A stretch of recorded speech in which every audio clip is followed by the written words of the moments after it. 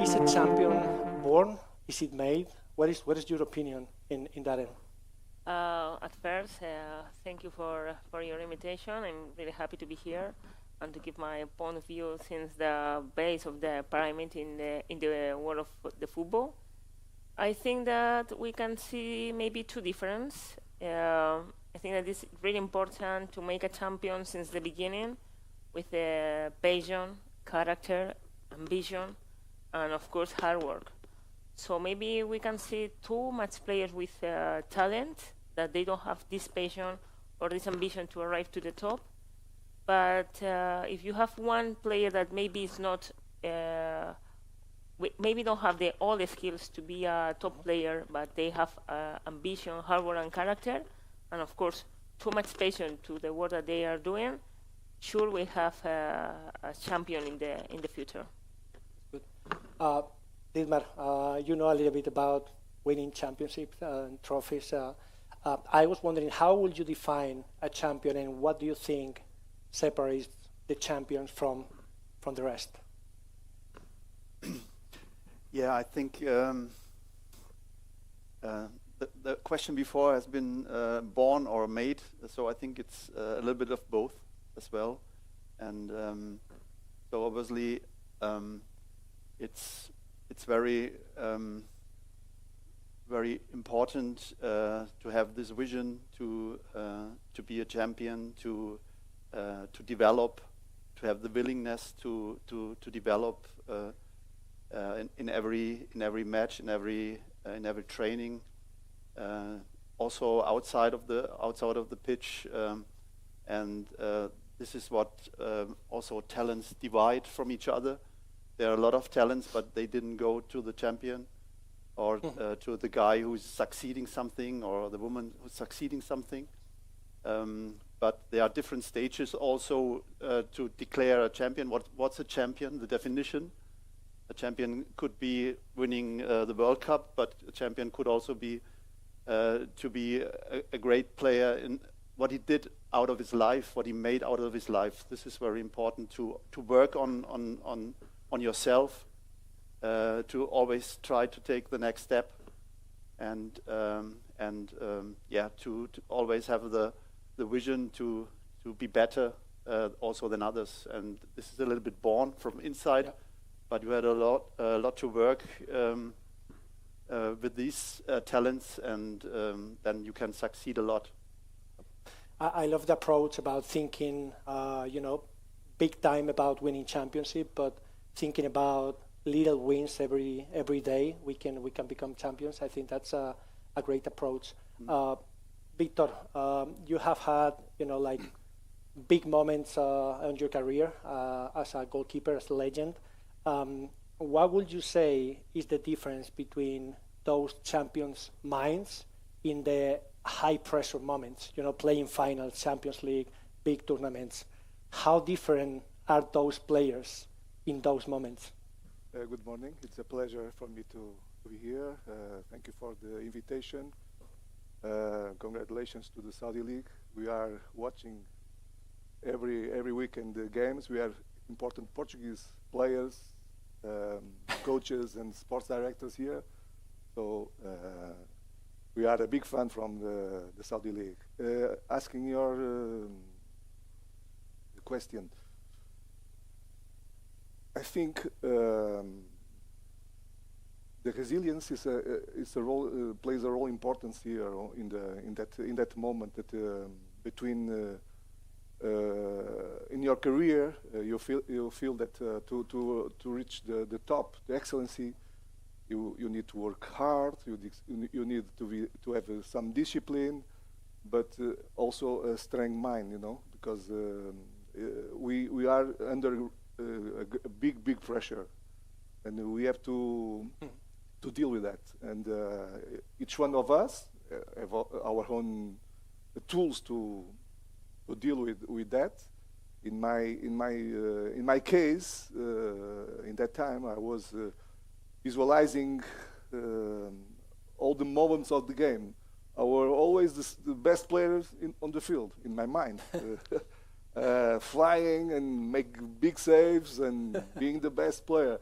and that helps me in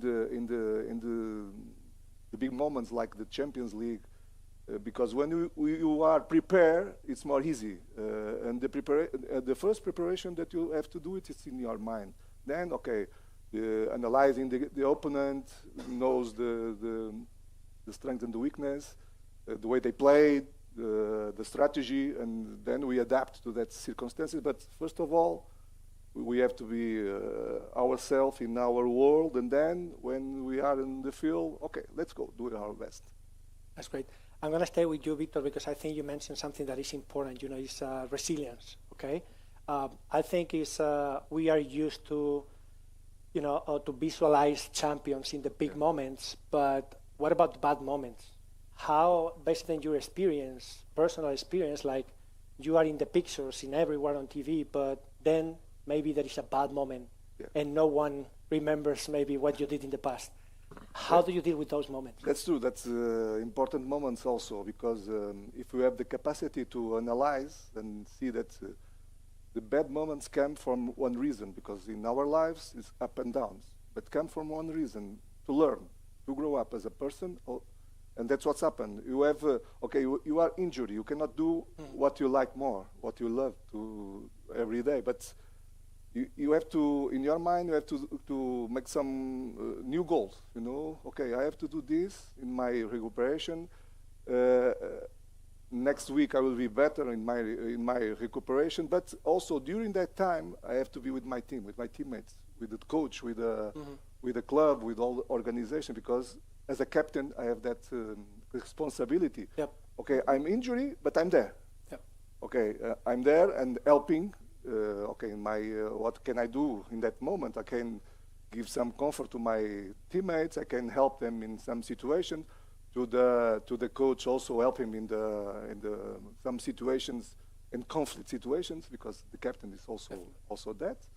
The organization, I can do an invisible work in that moment. That is very, very, very important. And then, okay, I will grow up as a person. I'm sure that it was fantastic. Okay, in that moment, no, because I could not play. But as a man, it was very important for my life. Dietmar, you were mentioning, the importance of being a champion or having a champion mindset on and off the field. When we think about a champion, we just see like the top of the iceberg. What is below that we cannot see on and off the field, based on your experience?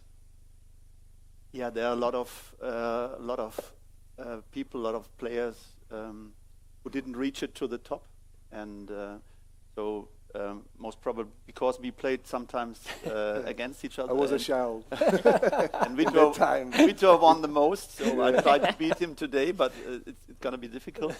But yeah, that's right. So when I speak about my career, I was not a really big talent. In my village, there has been guys who were better than me, like from talent-wise, but I had the head and the mentality to grow and to take always the next step.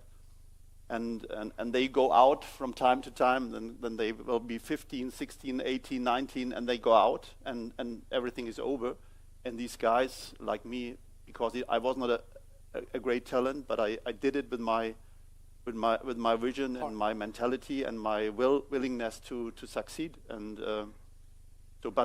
also what Vítor says is right. You always have losses in your life, also as a champion, because you made faults. I was a defender, and you made faults. And I remember one match we played against Juventus in the quarterfinal of European Cup, and I was in a national team in these days in Germany, but I made 2 mistakes at home, and we lost 2-0 or 1.5. I think the goalkeeper made a not you, but and the coach put me out as a captain, and you have to deal with this, and everybody has to deal with these situations, and then you grow by these experiences, and this is very important, and this makes you resilient then to take the next step again and to come back and to focus the next goal, and this is very important. The losses or the defeats in our life have sense. I think, and a good point, Anna, that I wanted to ask you, when we're talking about overcoming challenges, at the end of the day, you've been part of the education of, you've been around education, for example, educating youth Spanish players, making it to the pros. As a result, we had a world champion team in the last World Cup, and you know some of those players and have worked with some of those players. They won a championship, and right in the final, or right after the final, something happened, and they had to overcome that situation. What's your experience based on that? You know, like even in the championship moments, you might have something that you have to deal with. What was your experience with that situation? That's not easy, because you feel that when you are winning all, it's easy, but it's too much hard work behind. And you need to understand that all the process is really important. For example, we are working here with young talent close to the national teams, and they feel that we are close, but it's the next step. Not all the players arrive to have this opportunity. So you need to balance both situations. You need to understand that when you are winning, it's a good moment. You need to enjoy it. But if you have bad things in these moments, you need to understand that these things happen too. So you need to have a mindset like a champion, but you need to understand that the life is not only win and win and win and run to arrive to the top. It's good moments, bad moments. So it's not easy when you are on the top, and you said that we win the last year in Spain the World Cup. You feel that next World Cup we will do the same. But I hope yes, but it's not easy. It's not easy. So you need to understand that enjoy the good moments, but it's not always the same. How is that approach now that you are trying to build that education here in Saudi? What are the main pillars that you're trying to build in those educational stages to build future champions? It's not easy, because I was telling you that we are working close to the national team, so they feel that all there we will have the opportunity to arrive. We know in the professional players will leave back too much players that they have talent, but maybe 1% arrive to the first division or to the national team. So we work with them to understanding that it's not important only the final, it's important the process. So we need to work with calm, with patience. Of course, I think that it's the most important. Enjoy the way. And if you're enjoying, it's not important if you arrive or not, because this way it's your happiness too. So if you are doing something that you like it's easy. So we try to work with them in the happiness, in the work, and enjoying the game. At the beginning, it's a game. It's not only the work, so that's really important. We always talk about, what is after a professional career as a football player, and what type of legacy the athlete, the champion, can leave. Dietmar, based in your experience, how was that transition from being an elite and champion player to try to apply that championship mind to the offices, to the management field? Yeah, this first of all, I think it's really not the easiest step from a professional football career to the normal profession. And obviously, you try to stay in the branch you are familiar with. And in my case, it had been okay. I came back from Italy. I was injured. I need to stop from one day to the other because I got an eye injury. And then first of all, you don't really know what to do, even if you are thought about, because I have been 33, but I would like to play another 2 years. But then I decided to go to school. I go to finish my studies, to work for KPMG. I took a little bit the strategic way to educate myself, to bring competences in which are not that often, and then I got the chance to work as a sporting director and vice president of Hamburg, and this was great for me. But the thing is that obviously it qualifies you for this post, because you know the mindset of the player, you know the mindset also of the coaches, of the club, of also of the fans and the whole football family. And because you need to be, if you want to succeed, you need to be close to the players, and not that close, but you need to be close that you can lead them, that you can feel them. This is the most impressive things of the good coaches, of the good managers who are dealing with the squad and the staff and everything.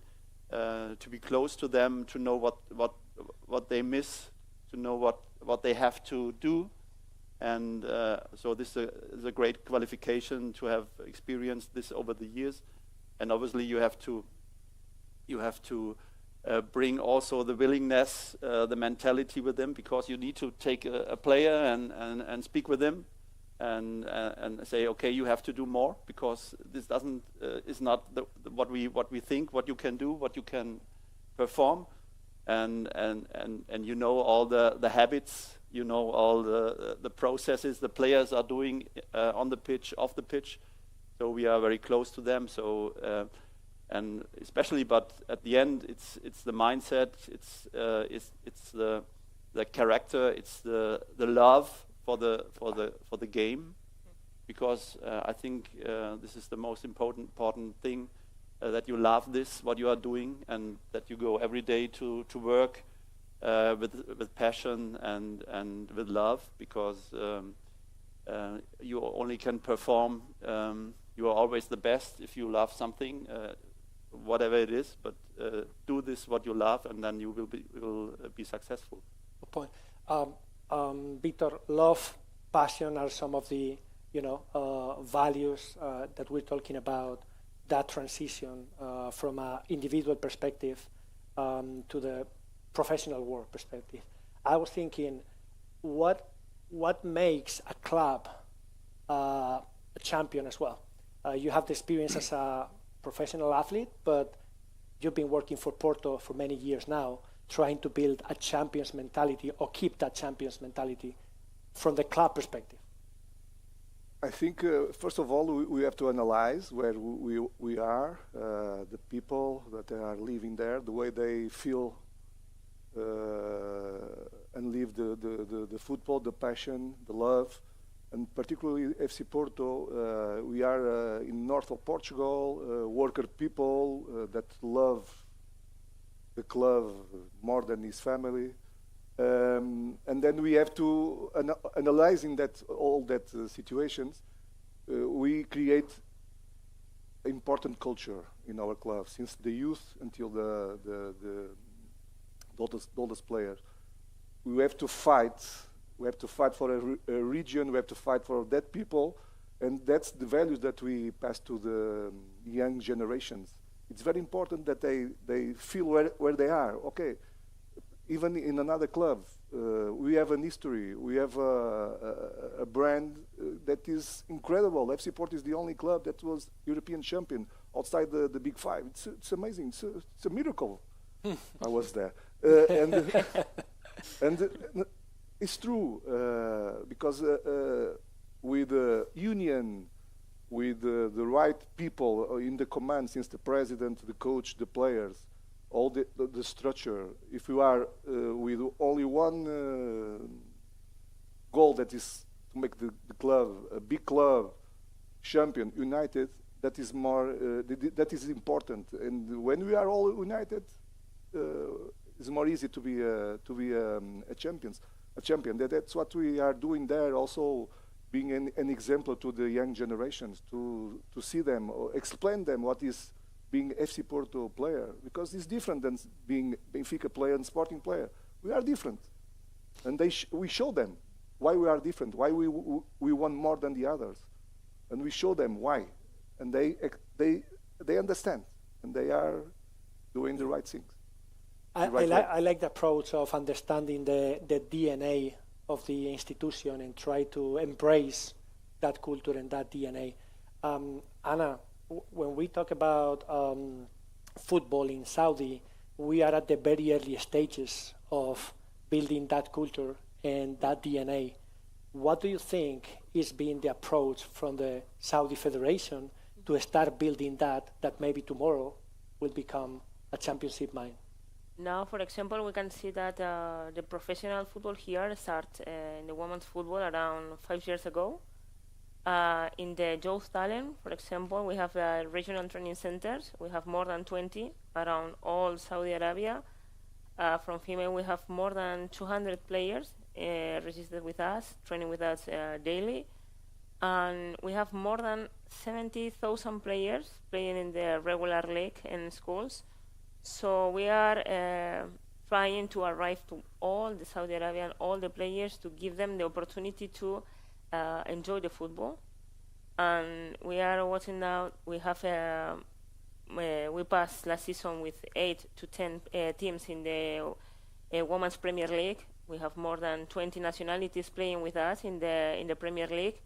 So we give us all the tools, facilities, all the good environment to be professional players here.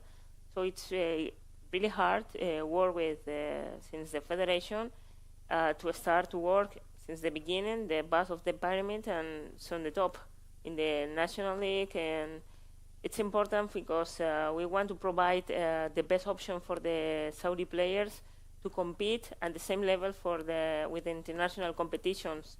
Now we have the under-20 playing in Jordan, the first nations competition. So what's really important for us to give them all the tools and all the knowledge to arrive on the top. That's a good point. And Dietmar, we were talking briefly before, about what we can do or what you can do, players, legends, managers, to give resources and give, opportunities for Saudi to develop and start building their own path. Where do you think you guys can impact more and where you can help more? Is it development? Is it management? Is different areas? And how the Saudis can take that and learn from that, but also build their own football culture, which is important. Yeah. First of all, I think that it's difficult to bring a culture to a country where have its own culture. So you need to adapt to see what's there. What Vítor says, you need to analyze it, and then obviously European football managers or players have a lot of experience and also a lot of competencies which could fit also here. And this is what also the Saudi Federation are always also using it. So I think you have to respect the culture of the country. You have to see what you can do, what we start with. But I was here 2 or 3 years ago, and it is impressive what development this country took in these years. Also, obviously on the infrastructure side, but also on the sportive side, it's very, very impressive. And but I think this performance culture which we have in European football, we could try to adapt step by step, try to help to bring our competencies to Saudi Arabia, and but to be not to be, let's say, obsessive that we are the best in the world in Europe or whatever.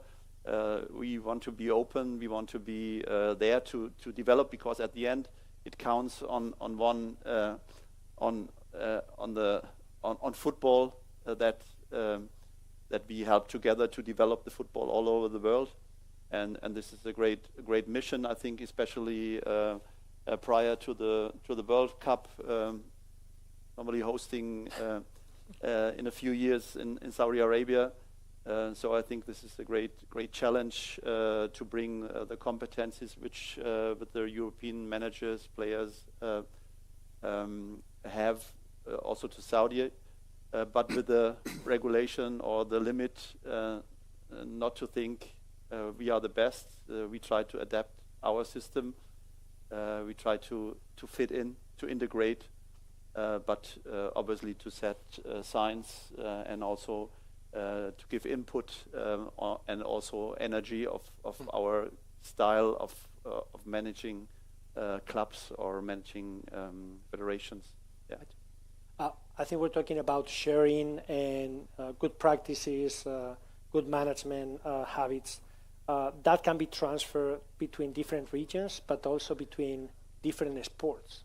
And I think, Vítor, you guys just started the women's team for Porto. How is the level of expectation when you have a championship team and now you build something new and the expectations are so high? I'm a believer of the women's football, and I think there is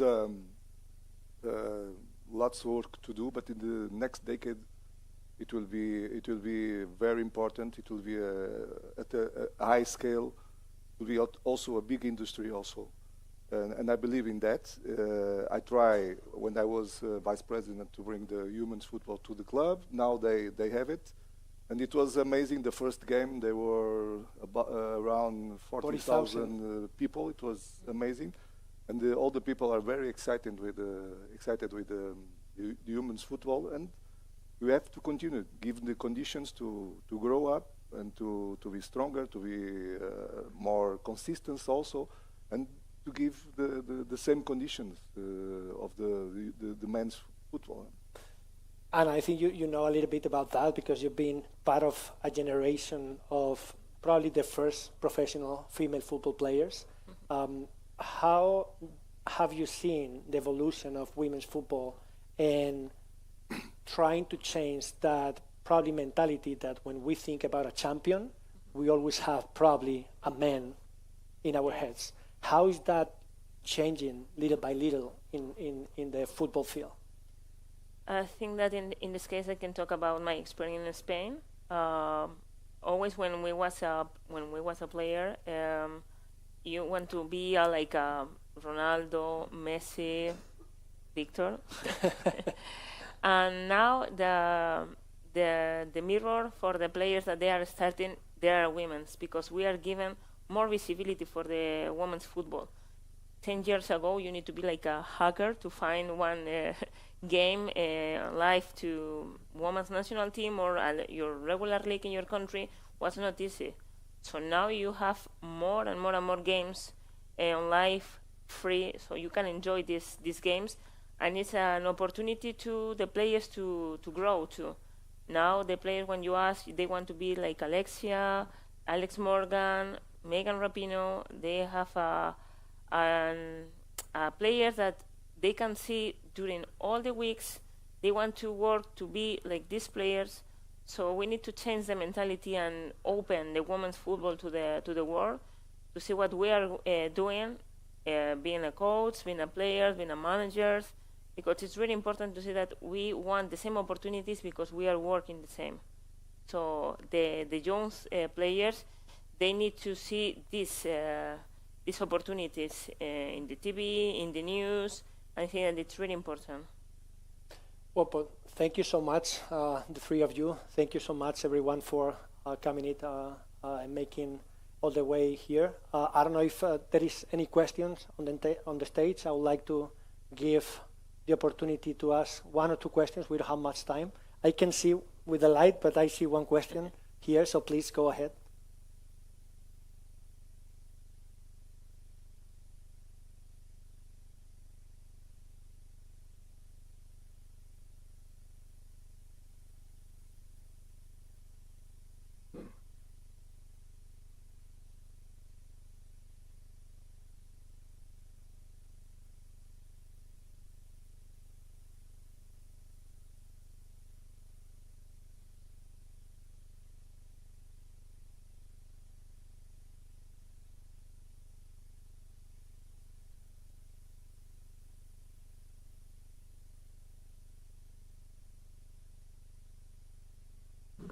Any of you? So this is, I think this is a question which is everybody lived it in football, because sometimes you say, okay, I cannot, I don't see my team at the pitch because there are matches which is like this. But but this is a development also over years and also over the club. If you have a club, you have to establish a club culture, which also Vítor said from Porto. We fight hard, we stay till the end, and you have to live this. You have to teach them. You have to teach them from the beginning, from the start, from the under 12, under 13, 14, 15, whatever, up to the professionals. And also you have to have the coaches which lead them, which guide them, which they have always a case where they can fall back. But then from this, okay, I remember I'm on this point, and I make the next step in this direction. So this is very important. This is not a process you can learn over 1 month or 1 week, or also if you hire a new coach, this could help for maybe 1, 2, 3 weeks, but it's also not confirmed. So it's a thing of club culture, of performance culture, and you have to. This must be a DNA in your club, and these clubs who's doing this the best let the money away when they can sign big players, but these clubs also with players who are not that good can fight at the top, because maybe Porto in your time you hadn't the best players without the goalkeeper, but so you won also trophies, yes, but with this character and this mindset. Any other questions? If not, I think we will just close. I think 2 or 3 key learnings from the panel could be like, in order to build champions, we have to think about education and the previous stages that are championships, of course, give you the opportunity to make the difference as a player. But I think they all agree on the fact that there is a lot behind the scenes, and that even when the moments are bad, you have to think about the short-term things. You're losing 4-0, and you just need to think about the next save or the next pass, so that you don't miss the next one. And I think that's what's probably helping towards, in those special moments, being able to get that resilience and where those champions are made. So thank you so much, all of you. Thank you guys, and have a wonderful day.